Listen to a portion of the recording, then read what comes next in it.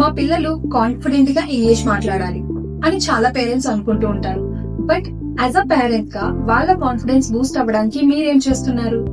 So here is the answer. పిల్లల యొక్క confidence అనేది ఇంక్రీజ్ అవ్వడానికి ఒక మంచి యాక్టివిటీ ఉంది. అదే మిర్రర్ యాక్టివిటీ. దీంట్లో మీరు చేయాల్సింది ఏం లేదు. ఎవ్రీ డే 5 minutes వాళ్ళని మిర్రర్ ముందు నిల్చోపెట్టి ఏదైనా ఒక ర్యాండమ్ టాపిక్ ఇచ్చి మాట్లాడమని చెప్పాలి.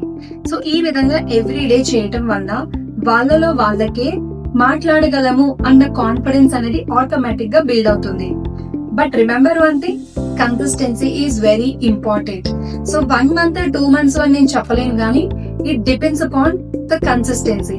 మీరు ఎంత కన్సిస్టెంట్ గా ఈ యాక్టివిటీ ప్రాక్టీస్ చేపిస్తున్నారు మీ పిల్లలతో అన్న దాని మీద డిపెండ్ అయి ఉంటుంది.